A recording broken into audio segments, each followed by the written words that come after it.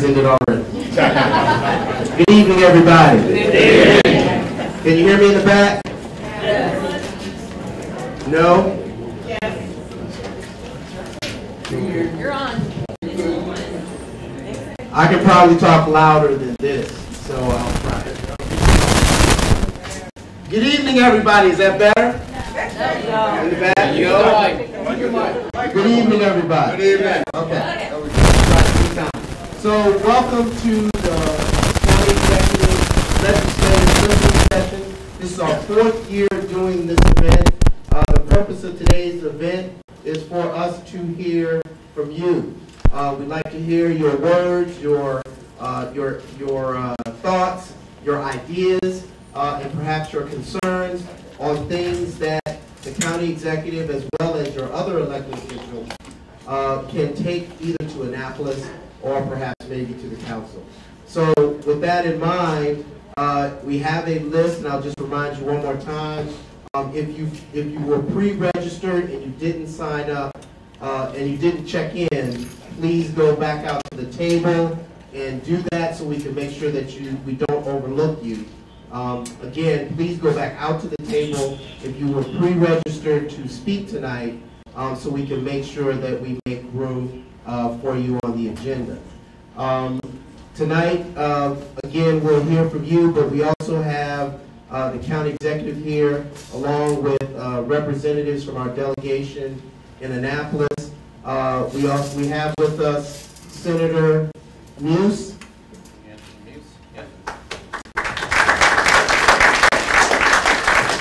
Who is the chair of the delegation on the Senate side, vice chair, excuse me, on the Senate side, and we also have Delegate Jay Walker, who is the chair on the delegation side, on the delegate side, on the House side. Thank you.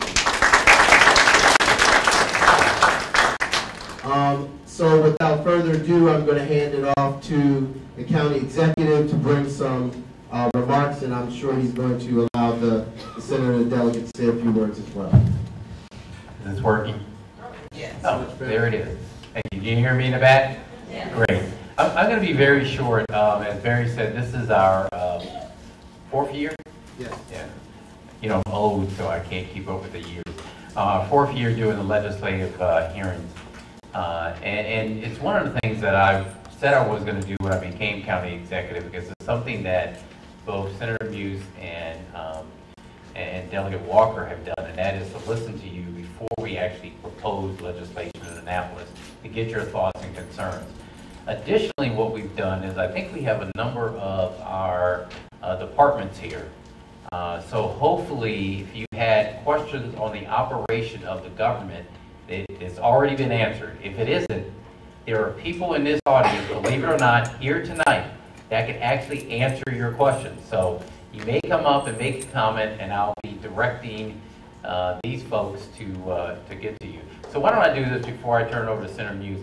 All the department heads and directors and my DCOs and the CAO and chief of staff, if you could all stand up. Don't be shy.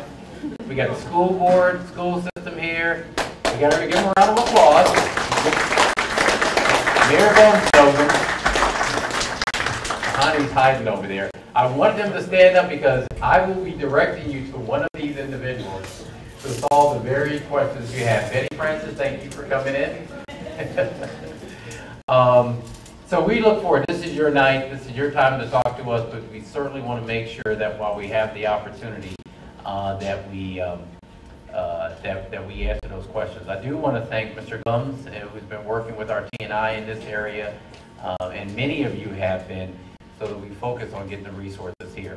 With that, before we turn it over, I want to turn it over to my good friend, C. Anthony Muse, the senator from this district. Thank you. Let me say good evening. Good evening. And again, I want to thank you for coming and for joining us in this Prince George's County listening tour, this southern part of the county. And he is no stranger here, but I always like to honor and give thanks that our county executive comes down to this part of the county to hear your concerns. And so I want to welcome him tonight, welcome all of our staff. I hope to hear your ideas and your concerns tonight, and hopefully to take some of your ideas, those ideas that the county aren't able to deal with. We have different levels of government, as you know. We can take them to Annapolis and look forward to making them passing them as bills into legislation. We work together in a partnership. And the one thing you learn about this is that no one person can get anything done without the whole team approach. And so the county level, the state level, municipalities, we all work together to get things done. For our part of the House and the Senate, as far as Prince George's County is concerned, well, first let me say, when you look at the budget, everything's about a budget, right? And we were able to pass a budget, rather, $40.7 billion, and $280 million of that budget is designated for school construction, and $437 million for higher education, so forth and so on. But for Prince George's County, both the House and Senate, I see Delegate Fennell in the back. Would you raise your hand? She's a part of us. Well, and if you know Mr. Gumbs, if you don't come back with something, Mr. Gumbs will send you back. He'll send you back to Annapolis, whether there's a session or not. You will be there until you bring something back. And so as far as Prince George's County, we were able to work together to bring back $1.63 billion for education, $7 million for our libraries, $41 million for school construction, $21.1 million for public safety, $26 million for community colleges, $15 million for Prince George's Medical Center. There, you can go online and see what we do, but I said that only to raise this issue. We have to work together as a team in order to get this done. I love Hillcrest Heights. I've known this community since I was about 26 years old. I know most of the people in this community. And again, I'll stop because we really came to listen to you. Thank you for letting us come, and thank you for coming and being here so that we can hear from you. Thank you much. Good evening, everybody. How y'all doing? It's always good to be here. This won't be like the typical town hall where I'm telling you all my ideas and what we've done. We want to hear from you all, so we're excited about that. I do want to thank a couple of my colleagues that came down. Senator Buse already acknowledged Delegate Fennell. Thank you so much for coming, and also Delegate Angela Angels here. So give my colleagues a round of applause for the work that they did, and also Major Garrett. Major Garrett, if you'll stand. We all know Major Garrett is very active here in our district, and so I think Mr. Gumbs knows he's been praised enough, but that's the Mayor Gumbs, as the county executive said. And once again, thank you all so much for your support during the years, and it's your ideas that we want to hear. You know, it's one of the issues that we have for years. Mr. Gumbs has talked to us about that swimming pool coming to Hillcrest Heights, and I told him already, my bond bill, the only bond bill I'm putting in this year is a swimming pool for Hillcrest Heights. So we're working on things like that, but it comes from these type of forums. Hearing from you all, what do we need? With that being said, I think we've talked enough, and I look forward to participating in this. And keep in mind, I'm not acting as your delegate. I'm acting as the chair of the Prince George's County delegation. So different role, different title. Thank you. Okay, just a couple of ground rules. First of all, each speaker will have 3 minutes to speak. We have a timer here. We'll warn you at the 1 minute mark, and again at the 30-second mark. So we would like you to please be respectful of those individuals who are coming behind you, so that way we can make sure we give everybody a fair hearing. In addition to that, I'm going to be calling up 2 names at a time, so everyone's in the queue, so you'll know to start heading towards the front, or at least begin to gather yourself that you might be the next person. So when I say on deck, since tonight is the first night of the World Series, that means that you are next up. All right? So starting off the batting order tonight, we have Denise Rush first, and following her will be Kelly Parker.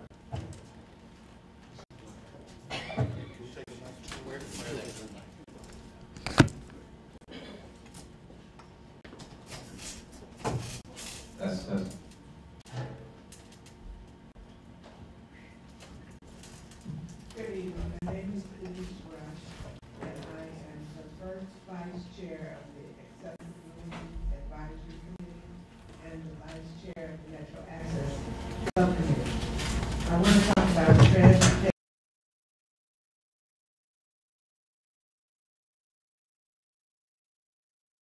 All the bus stops and routes that they're accessible for people to use with disabilities. And I want to talk about the DC taxi system that they have. I hope we are getting that system in Maryland where you can not have to use Metro Access. That system is really working. Right now they've done like 3,000 trips that takes off the transportation for Metro Access. So I hope that is being considered. Also, we have million-dollar homes here in PG, and we don't have that level of shopping centers or restaurants. I would like to see 5-star, 4- and 5-star restaurants more in PG. The services that you have for senior citizens needs to be improved. They're not up to par with Montgomery County for the care of the seniors. And I hope that PG does better with that area.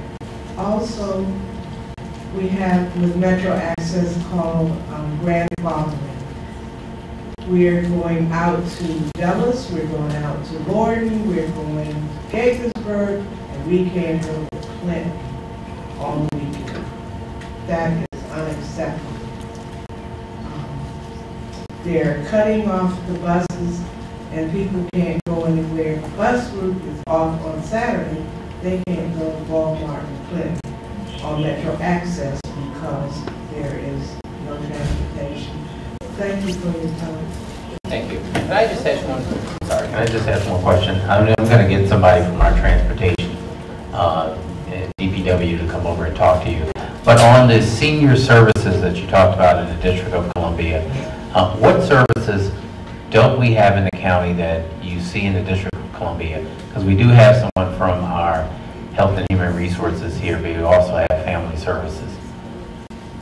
There's a list of items, but they just really take care of the seniors a lot much.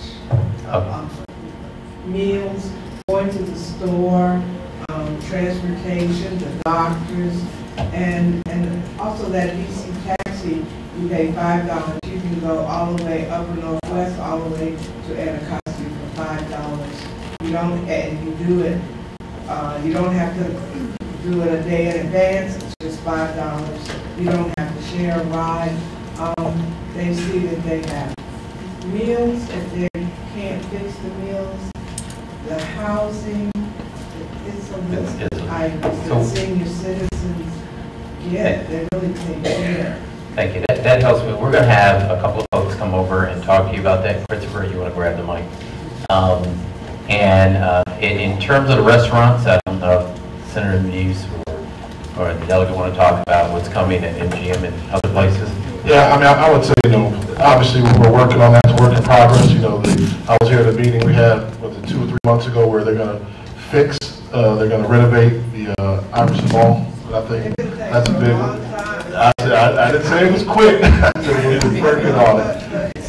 And we hear you. We hear you for that one. That's something that's on our radar. A lot of times when you look at it, I think, the harbor's great, but we need stuff for local residents. We've always said that. So I was encouraged by the plans I saw for what they're going to do with the development there at Iverson Mall. So let's just hope they stick true to their word.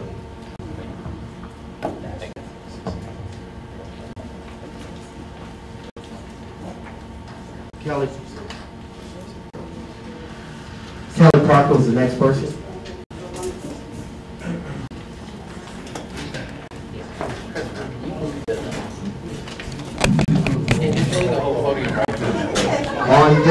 On deck behind Kelly is Vicki Evans.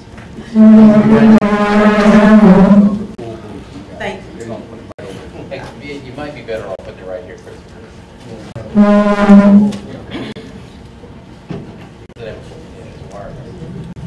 There you go. Technology, folks. We'll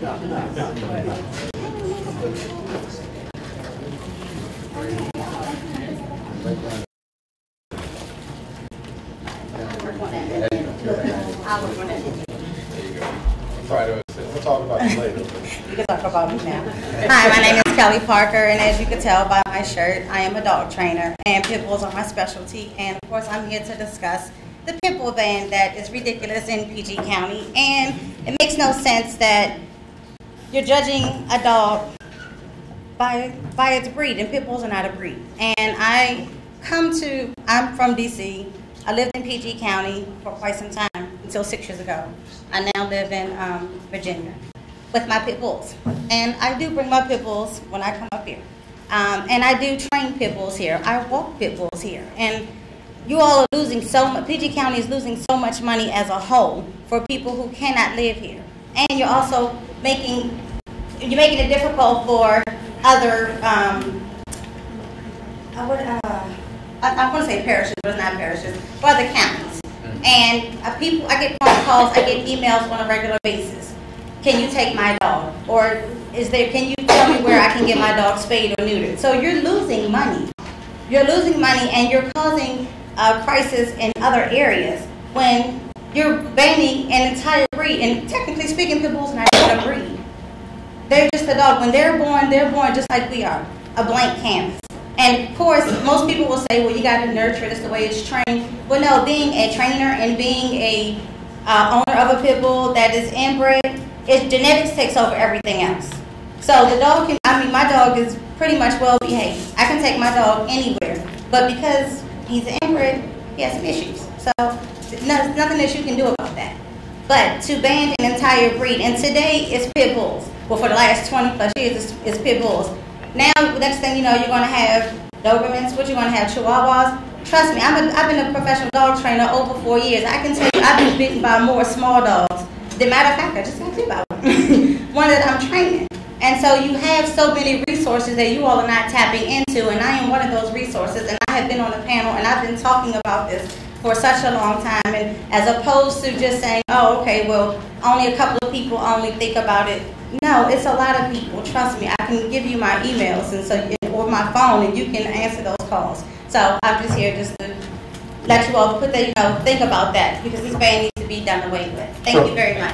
Sure, if you can. I'm curious, because I get emails, saying you shouldn't have the pit bull ban, but I hear from a number of my constituents saying we're doing the right thing by that. But your constituents are not the ones on the front line. I'm the one on the front line. Well, it's the home. So in my situation, and to introduce myself, what do we do if you've got a homeowner that's sending us emails about these dogs that are living next door that are pit bulls, or when they see pit bulls and they have 9-year-old kids walking pit bulls down the street, and they're saying, hey, aren't they outlawed in the county? And we haven't really enforced that. And they're saying, hey, why don't you enforce the pit bull ban? I think the pit bull ban, I'm just curious, and the reason I'm questioning it, I don't know, and I wish I could take a survey of people in this room, I don't know how many folks that live here in Prince George County, in my jurisdiction specifically, are in favor of removing the ban. So what do I tell them? It's about, I'm going to say, why don't you hold a forum about it? Because Well, by show of hands, who thinks we should remove the pit bull ban? Who thinks we should remove the ban on pit bulls? Who thinks we should? Fair enough. Who thinks we should keep the ban on pit bulls? I wanted to be fair. Okay, it's also about education, because again, like I said, my time is already up. Here you go. We want to make sure, okay. Thanks, Joey. Thank you. So we'll note that looking at legislation to lift the ban on pit bulls. Is that Courtney? All right, just again for housekeeping, I'm going to call 2 names, and if you are the second name, that means that you need to be either standing here up at the mic or moving closer so that you can quickly move up. I think our next speaker is Vicki Evans. Vicki Evans. Going once, going twice. Next name is Adrian Lefkowitz. And in queue is Rob Malone. Adrian? I guess that's appropriate. Hi, my name is Adrian Lefkowitz, and I'm a resident. Hi, Senator. I'd like to answer your question. Ask me that question that you just asked. About pit bulls? Yeah. Go ahead, you make your statement. Okay. The question is not that particular law, because that law doesn't really protect anybody. The question is, are we enforcing the real laws that help, the dangerous dog laws that don't matter, that it doesn't matter what breed the dog is. So if we could put our resources to laws that do affect public safety, which are the dangerous dog laws, the running at large laws, the nuisance laws. There's not a transgression a dog can commit in this county that's not covered by something other than that breed ban. Some of the problems with the breed ban is we're spending upwards of $500,000 a year to enforce it. And that's taking money away from the animal control officers actually being in the county and doing something about problem dogs. There are problems. I have just looked at all the Commission for Animal Control cases, and it's not just pit bulls, it's all sorts of dogs. So if we could address the problem without having a law that hurts people whose dogs are doing nothing wrong, I think we really have a winner there. There are many people who don't want to move here, who are well employed. I noticed an article that we have a net of 4,000 new people in Prince George's County, and that's excellent. And I have calls from people who can't move here, and they have federal jobs, and they have good jobs, and they want to move here because this is a great place to live, and they can't live here because they can't come here with their dog. And I understand that public safety is very important, but we have lots of laws to cover those issues. We could do away with the law tomorrow, and it would be fine. Thanks. Thank you very much for your testimony.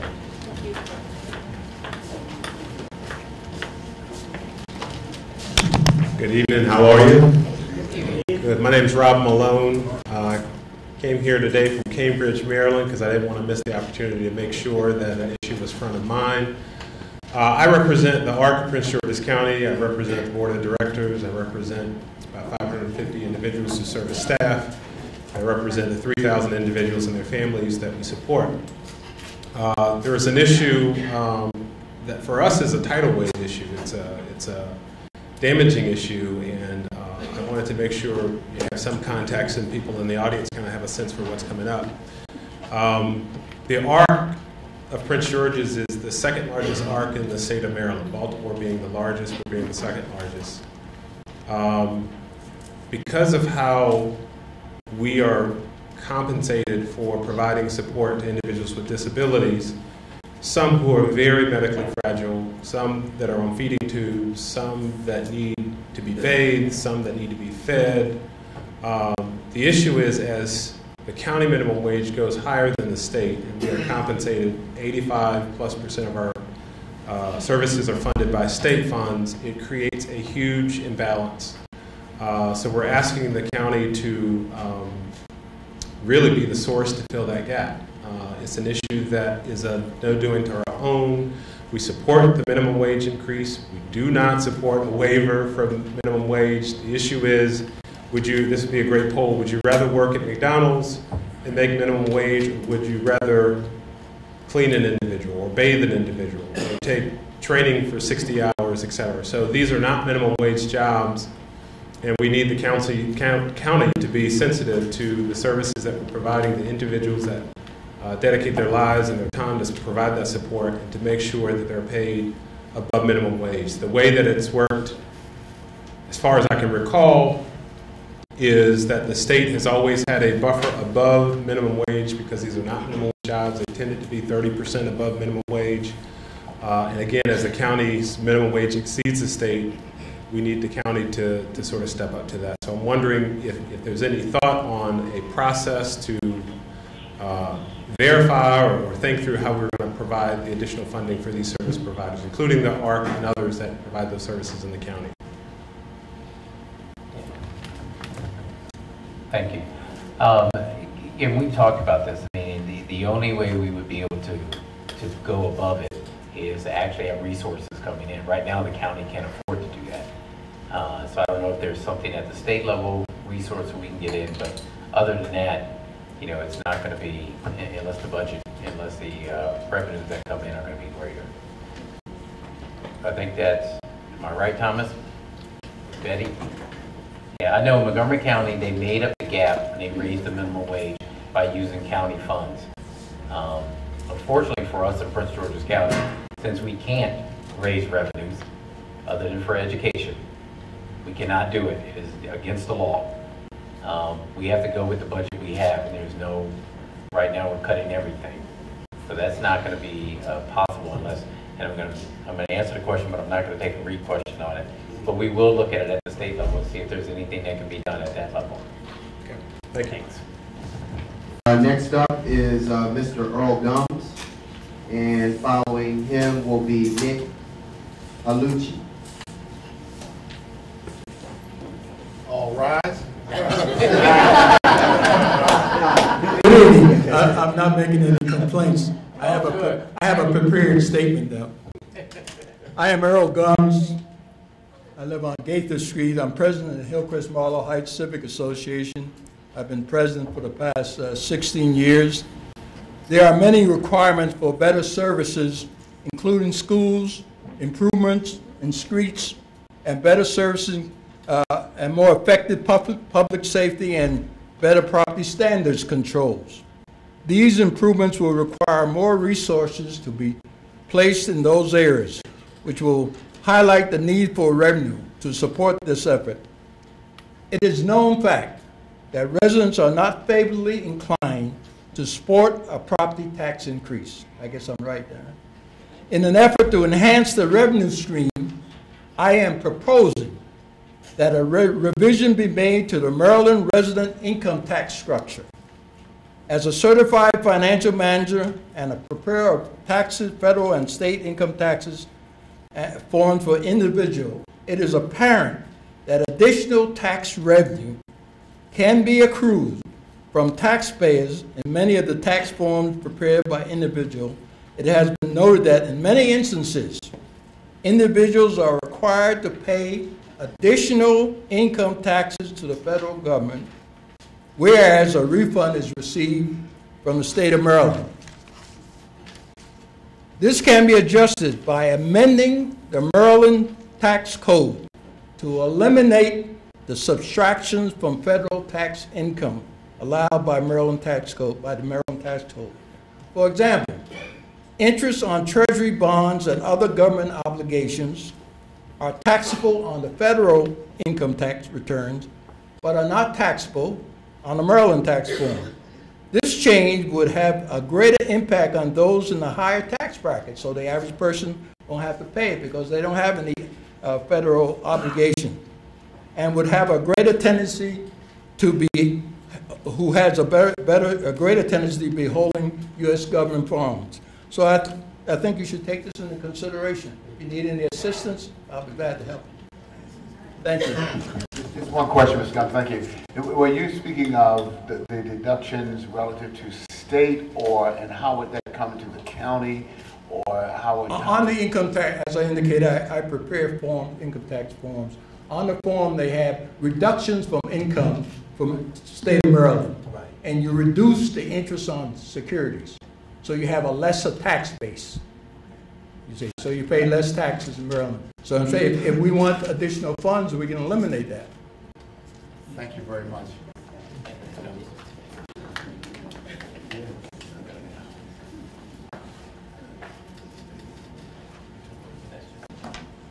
Good evening. Good evening. And thank you for this opportunity to address the leadership and the concerned citizens of our great county.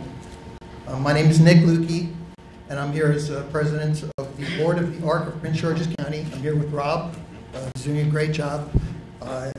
Made a very earnest presentation. As he noted, we're an organization that provides services and advocacy for persons with intellectual and developmental disabilities and their families.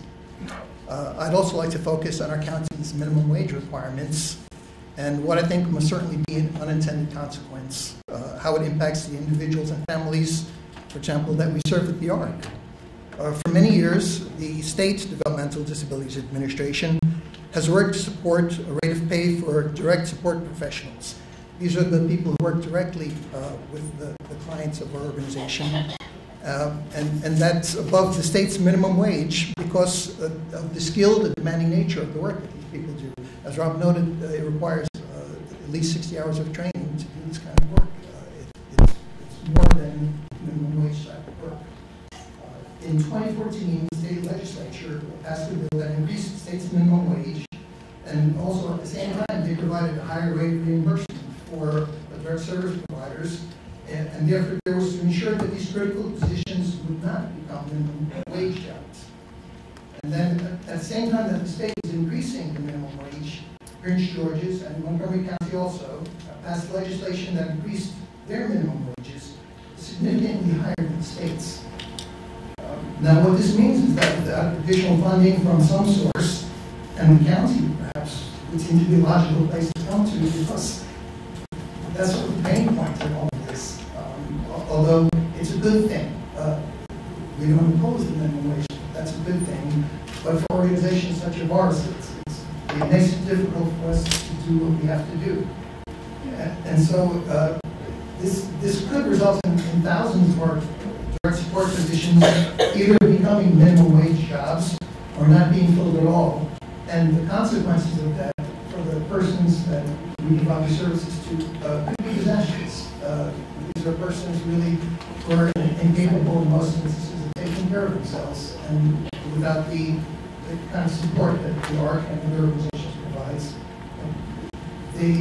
their lives will become very dangerous. So we're asking that the county assume some responsibility as a partner with us and with other service providers to ensure that we can provide the quality services that this county has provided and that it and its citizens deserve. Thank you. Thank you. Next up is Michelle Jackson, and on deck is Cynthia M. Good evening. Good evening. My name is Michelle Jackson, and I'm a community advocate over in the Fairwood neighborhood. And I'm here once again to plead for our school. But that's not really why I'm here. It's kind of a note. But what I really want to ask is, in researching ways for us to get our school, I ran into a number of problems. And one of them is, have you ever considered some type of constituent resource for navigating the way our county and state works relative to schools in the CIP? I mean, for instance, a lot of people may not even know we have 2 CIPs. There's one for the Board of Education, so it's not good enough just to be in the county CIP. Right. Those kinds of things. Somebody earlier spoke of working together to get things done. And as an advocate, I know I would love to work together to get things done. But the process is onerous, complicated, confusing. Are there any plans to do anything like that? Some kind of constituent resource so that we can, even on the, to be honest, even on the Prince George's County Public School website, there's nothing even about community meetings relative to, for instance, the Master Plan Support Project. There's all kinds of missing links. That's actually a great question. I'm not sure if Tahani is still here, but we can make sure she can, she talks to you, because that's a good suggestion that we can actually incorporate as we're dealing with the school system. And I know that we do have folks from the school system here. So that's actually something we can talk about now. I can't see back there, Levon, but I'm sure. Sheila? Oh, there she is. Sheila. So we've got 2 people. You're lucky. You've got 2 folks you're going to be able to talk to tonight. There you go. That's right. So they will come see you. Okay. All right. One other quick thing is just a side note, and that is, I know that you've probably seen the news where the bus driver for Prince George's County Public School was texting while she was driving that bus load of children. I'll tell you, as a parent, I'm concerned because she will be driving the bus with another load of children bright and early, probably tomorrow, because she's not been terminated, nor has any kind of disciplinary action been taken. And, you know, that it concerns me as a parent. And it also just concerns me because I love our county, and once again, it tarnishes, you know, our reputation. It doesn't seem like the right thing. Thank you. No, thank you.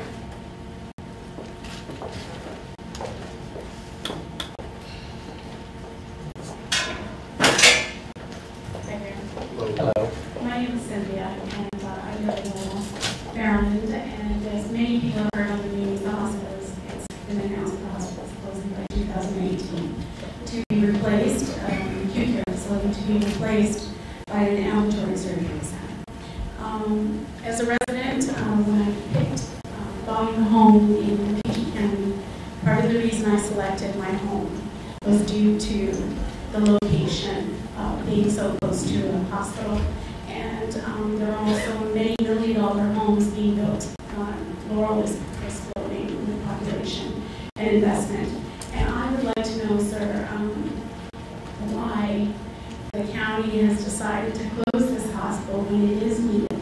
I understand budget is important, but I'm in the business of sickness. And when you are in need of medical attention, money is not something that's vital to treatment. I also am a critical care nurse of 19 years. I think it is very important reflection on the citizens of PG County that you do have access to health care regardless of insurance. And regardless of the Affordable Health Care Act, the hospital right now is situated with many wonderful new constructed roads for access, and now all of a sudden we're talking about the closure of this hospital and losing jobs that are sustaining the community.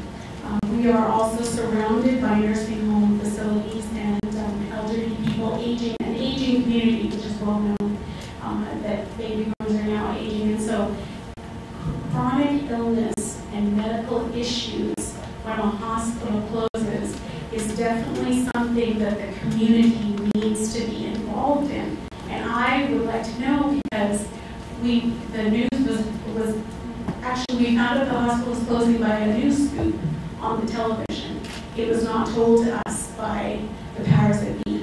Neither, too, in the community has there been a discussion by any of the representation by PG County executives as to why this is happening. And that's my question. Thank you very much. I know there's going to be a meeting around, on the hospital, a couple of things. We did not actually close the hospital, make that decision. It's the Board of Dimensions that actually made the decision to close Laurel's Hospital and to reorganize it. And the reason they made that decision is because of the fact that we put about $20 million into the hospital. We're losing $18 million. And the reason we're losing the money is the folks in that northern part are not going to the hospital for those cares.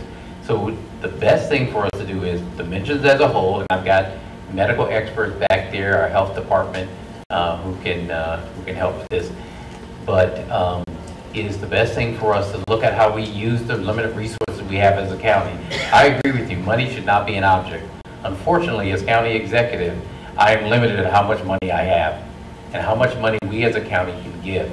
We are building a new regional medical center, but we're also making sure that we're connecting healthcare throughout the county. In the southern part of the county, we have Fort Washington that needs help as a hospital down here. In the middle part of the county, in the other, just south of Laurel, we have Doctors Hospital that needs resources also. We have Prince George's Hospital. So as you see throughout the county, our job is to make, and their job, with the resources we've given them, is to make the best decision. But we can make sure we get some information to you offline if Betty or someone could do that. Thank you. Next up is Frank Cockrell, and on deck is Patricia Monroe.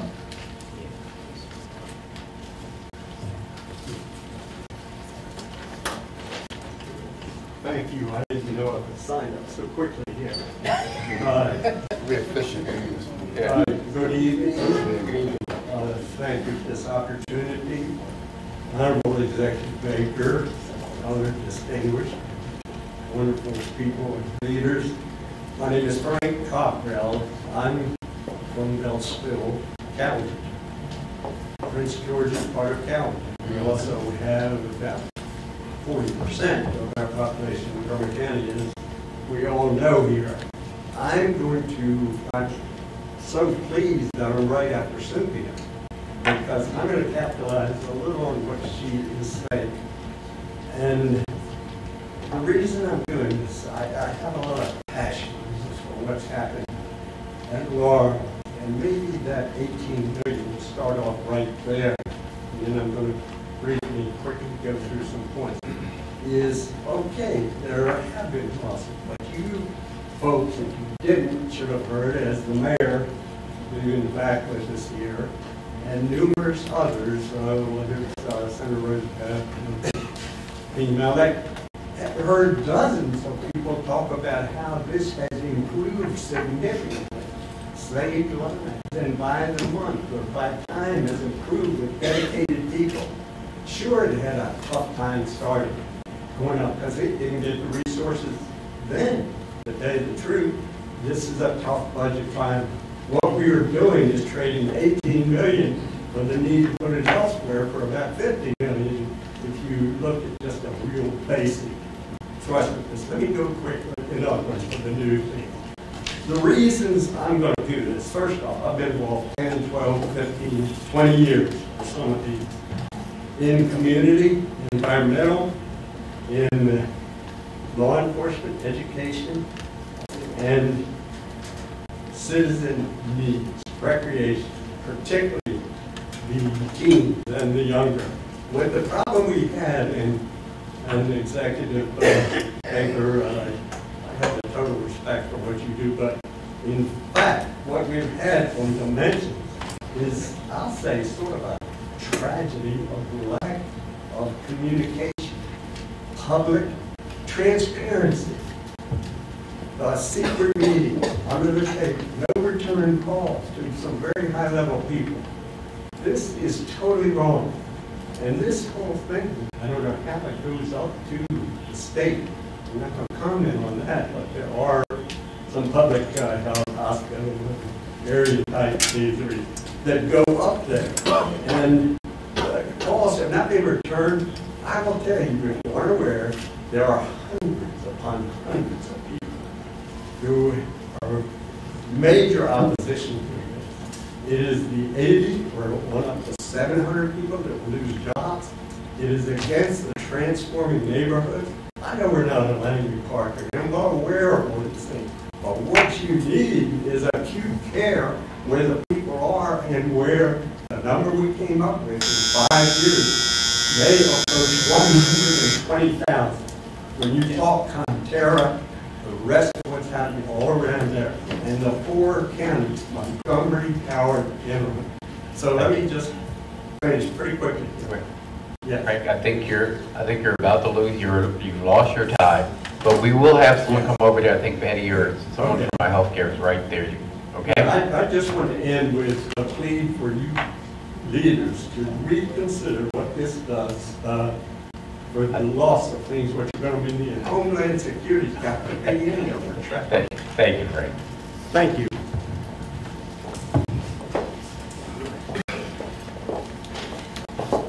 Ladies and gentlemen, my name is Patricia Monroe, and I live in the South Lawn neighborhood. If you're not familiar with this, but the Oxford High School base. My concern this evening is public safety. The murder rate in the county is going up. As of last year, like we only had 54 murders this year.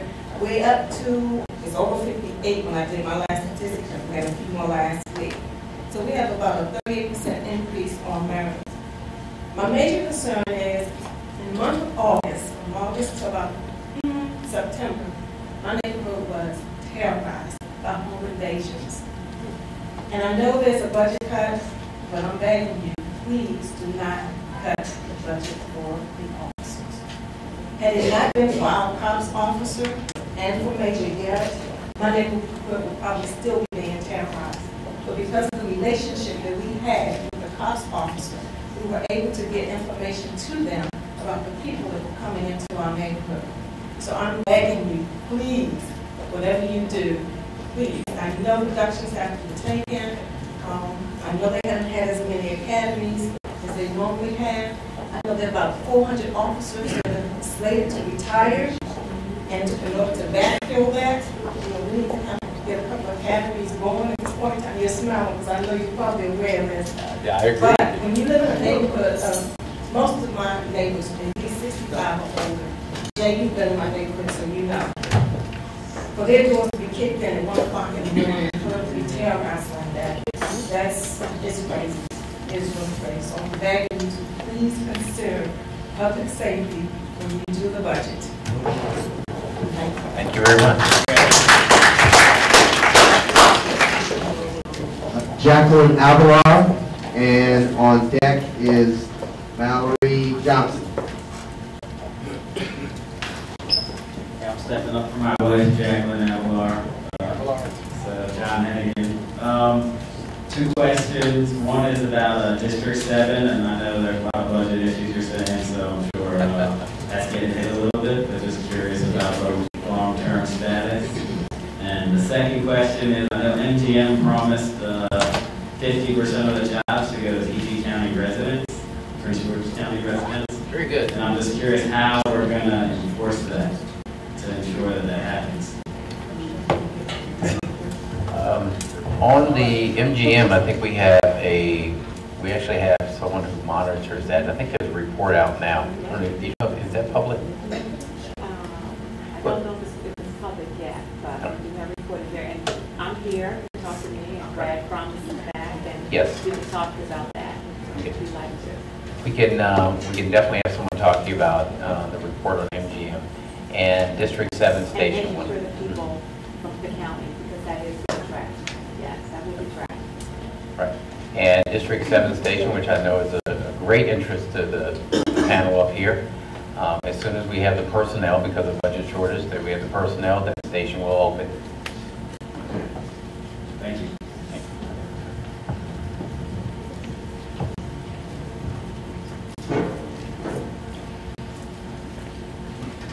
Good evening. Good evening. I'm Albert Johnson from the Richard Hatch Maryland Civic Association, and I'm here to talk about the signs, these illegal signs that we have throughout the county.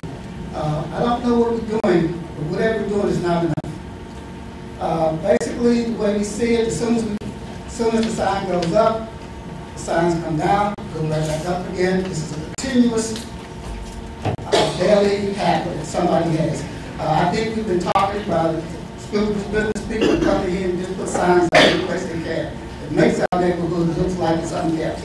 I would like to recommend that we put a task force together made up of DPI, the police department, and the state's attorney's office to figure out exactly what we can do about this problem. Also, we recommend that we hire contractors to go throughout Dallas County and take down these signs on a daily basis and do it for at least a year.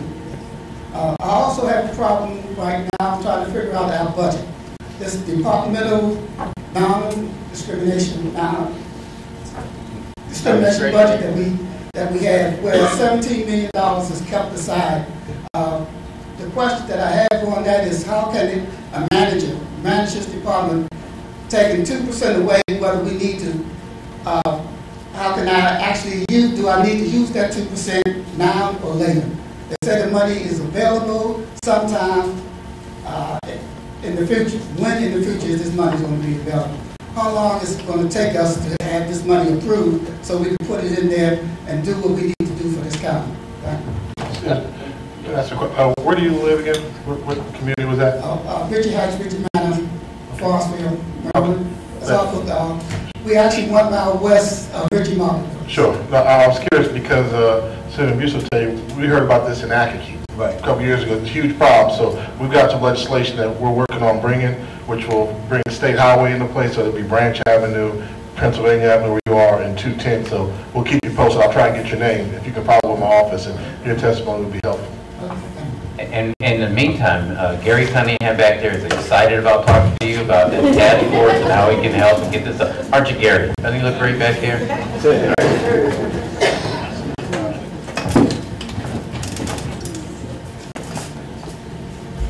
Next up, we have Robert Riley, and on deck, Juanita Woods.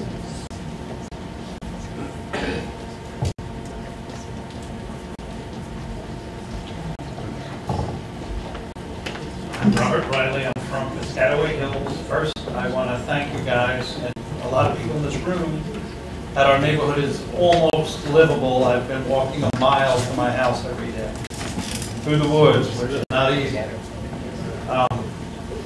We wanted to first ask if you think that we will be down before cold hits for blacktop.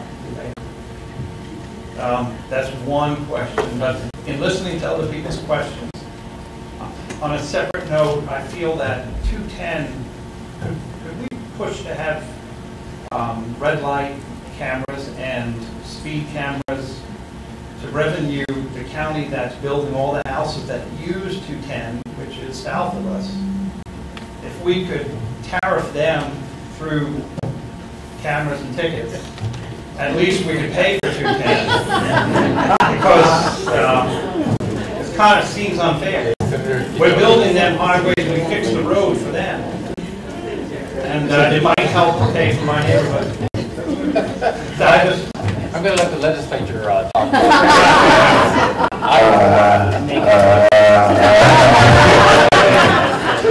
There are two sides of that. The one side is, when we put the legislation in for red light cameras and et cetera, we promised the citizens that it would not be a revenue-raising source. Now it has become that, but we promised that that would not be the motivating factor, because if you do that, then that takes away from the real reason, which is really to save lives. Now the money is being raised, so the question is, from the state level, can we now direct this money to go not into the general fund but to any specific area? That we can look into. I really want to make sure that we don't start putting speed cameras all over the place just for the sole purpose of raising revenue. So we'll look at the revenue that is generated, make sure that we have them located in the places where we can really save lives and that are really problematic areas, and try and come up with a balance that assures that our word is kept when we say it's really about slowing people down. It's about not going through red lights and speed cameras, and it's no secret. People they drive absolutely crazy. I mean, I can't believe when I'm going down 210 and I'm trying to do the speed. I'm doing the speed limit, right? No more than 5 miles over. Okay, no more than. And somebody comes past me, they got to be doing 90 or 100, and people aren't thinking. They're not thinking about their lives. So we've got to look at other ways of being able to help our police departments to enforce that. And if the revenues can do something good, then absolutely we'll look at making sure that we can streamline that as we can. Thank you very much. Amen. Thank you. There you go. Nick, I don't know if we have Linda's here. Linda Turner. I'll bug her off. Okay, you bug her off, so she will be able to talk to you about Miss Catalan. Thank you. If I can get your number, I'll follow up as well. Thank you. Good evening, everyone. Good evening. Did not have an opportunity to go home to change, so I have to come as I am. You look wonderful. And you look terrific. My question, when I moved into this county, I was a young adult, very young adult. I am now a senior citizen. My question is around safety. I was driving through some of the neighborhoods in this general area recently, and the lighting, the intensity of the lighting is so poor that it really occurred to me that if I was in some other area, the lighting would be much better. I think that that is a huge safety factor, because you don't know, the lighting is not good enough for you to really know who is around you all the time. I don't know whether that's a county question or a PEPCO question, but it is a matter of safety to me, and I think it needs to be addressed. Are there any particular, I'm sorry, are there any particular areas? I know there are several, but I've got a gentleman in the back. Areas you're talking about? Or just in general? Right in this general community. Right around here in Hillcrest? I know up around Gaither Street. Sometimes I'm on Fairlawn, sometimes Fairlawn, parts of Fairlawn is poorly lit. There's some areas, it's the intensity of the street lights. I was in Hillcrest, Marlon Heights Shopping Center last week, one evening, and most of the lights around that giant are out. So it's I don't know whether it's on a time, and I know that the time is so, but at any rate, I did not feel comfortable at all. So it's in this general area. Okay, great. Well, we're going to have someone from, I think that's transportation. Am I correct here? Transportation, but give me his number. You don't even have that. They're right here. The gentleman in the back are waiting. All right. You're up. Thank you very much.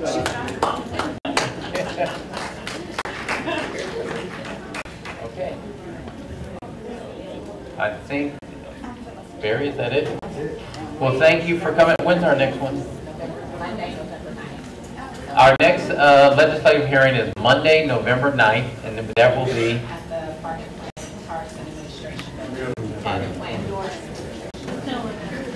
Park and Planning Building at Kenilworth Avenue. So if you friends missed this one, please come out for that one. Thank you.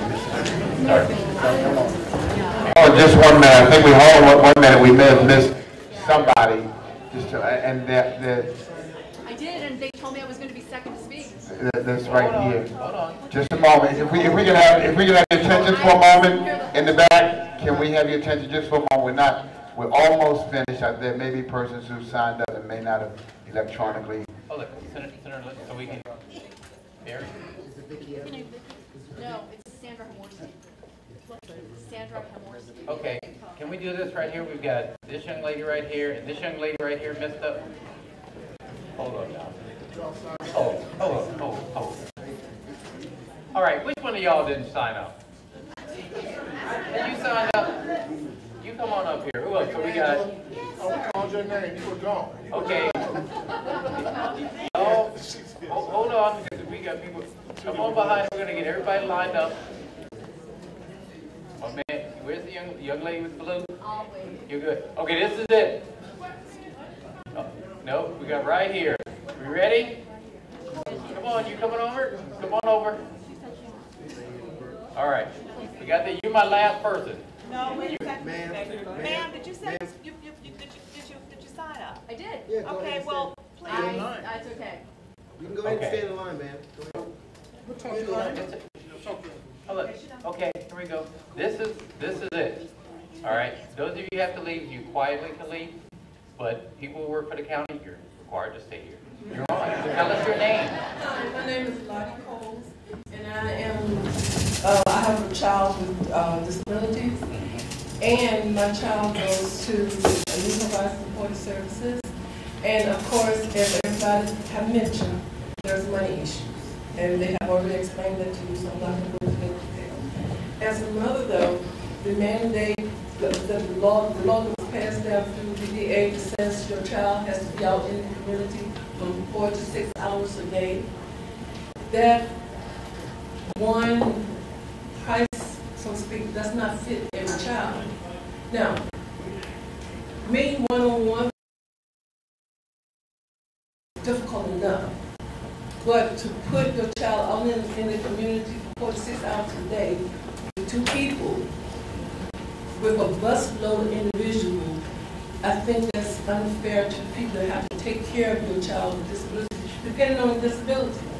Now, what I would like seen done, if there could be exception to that law.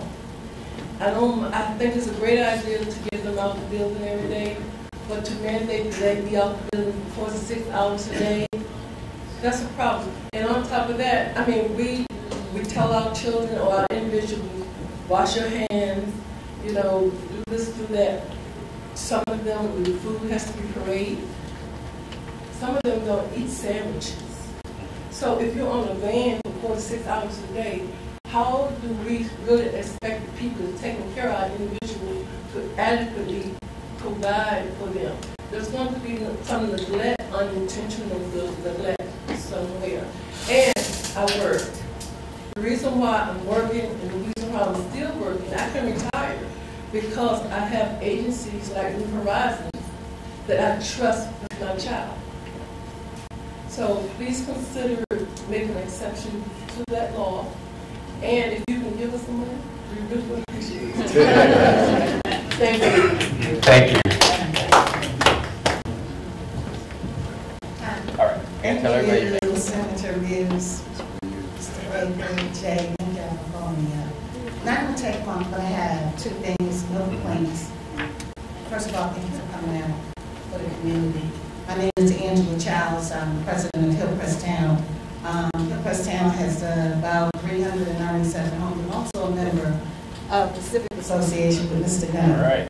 I am also, not to name all my committees that I'm on, but one that is truly near and dear to my heart is the Citizens Advisory Committee, and that's with District 4. Major Garrett, we love him dearly. I believe police officers, I am here pleading, please do not. I know cuts have to be made.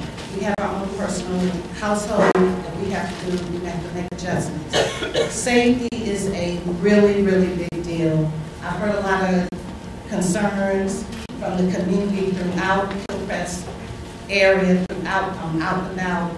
And Mr. Baker, year before last, when we had the officers out, you know, dusk to dawn, they were kind of sitting and they were rotating in little spots. Community loved that. And I know that the budget cuts, you know, caused that not to happen as frequent, you know, this year.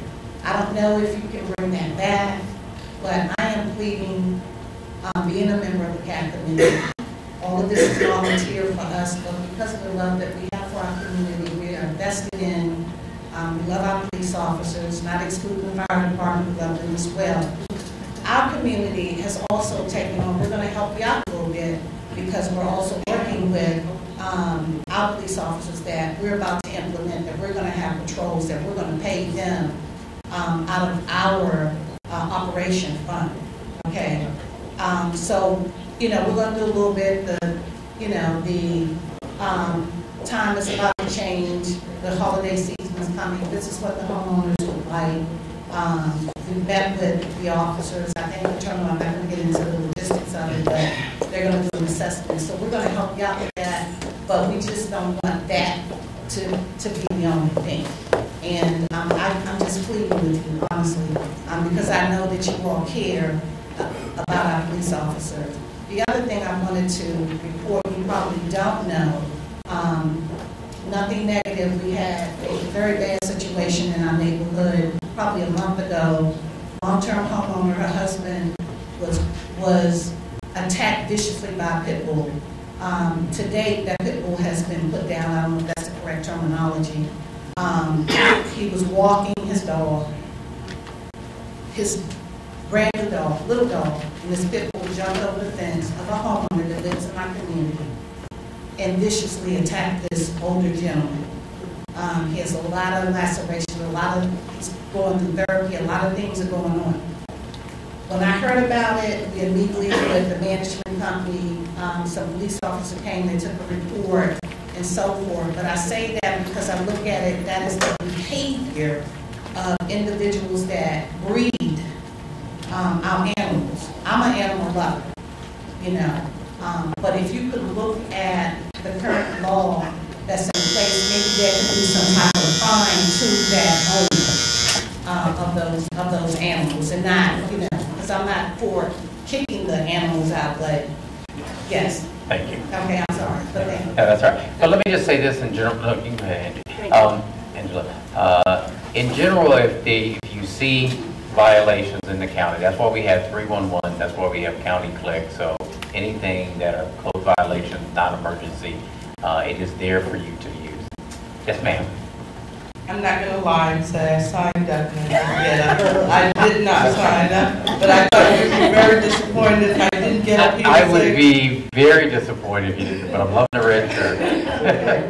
My name is Gwen. Ma'am, could you please give us your name also? Yes. My name is Gwen Bowman. I'm president of the Briarwood Boulevard Heights Civic Association. And a good friend of Rashawn Baker. We don't know that. So we're part of T&I, and we're the coral on Suitland. So it's Suitland Coral Hill. So we're that part that gets forgotten. I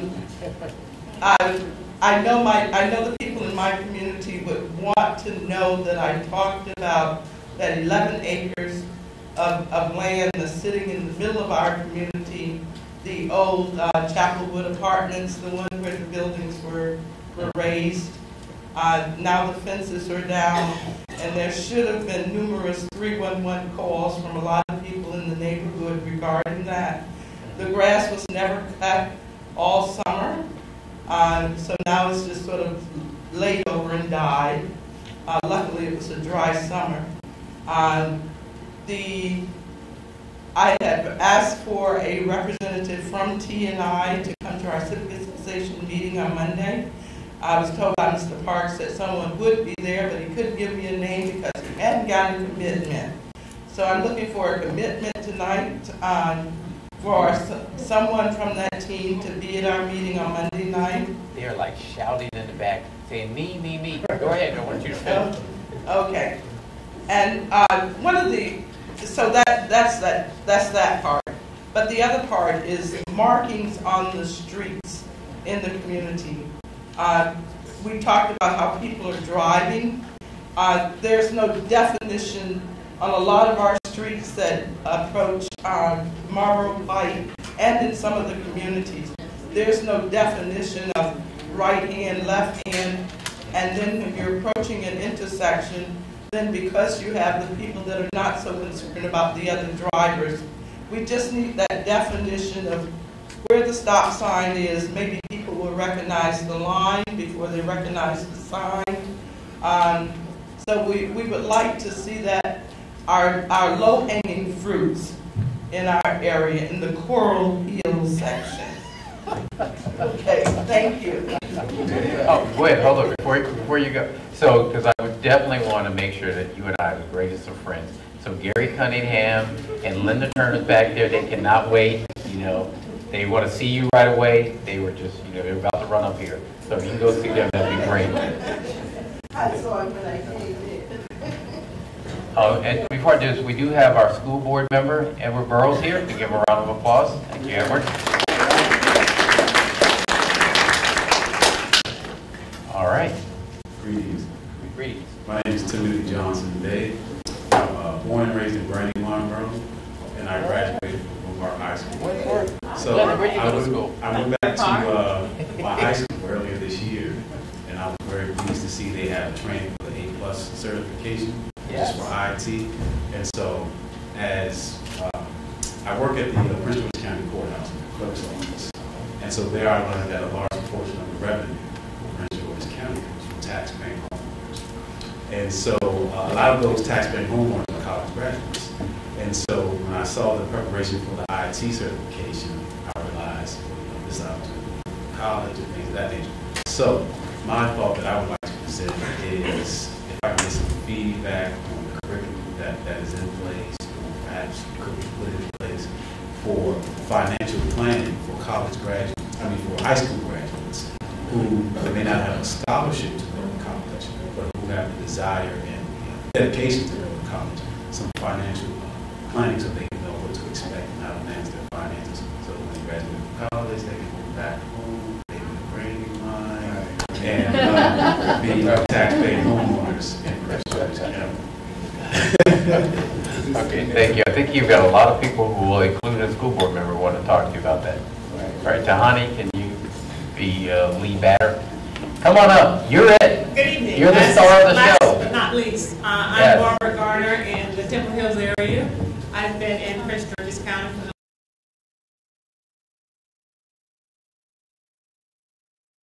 I have a cat problem. And if you live in Fairlawn, 24th Avenue, or Foster Place, you'll realize what the cat problem is. At night, you can see up to 20 cats lying in the streets, taking over the neighborhood. They've taken over my yard. I can't go out at night. The smell is terrible when it rains. And we have people in the neighborhood, well, I shouldn't say people, a person in the neighborhood who feeds the cats twice a day. And not only the cats, but the raccoons come out too. Now, I called the Prince George's Animal Control and placed a complaint. And they sent someone out. Nothing changed. I had a court date set for August. It was postponed until October.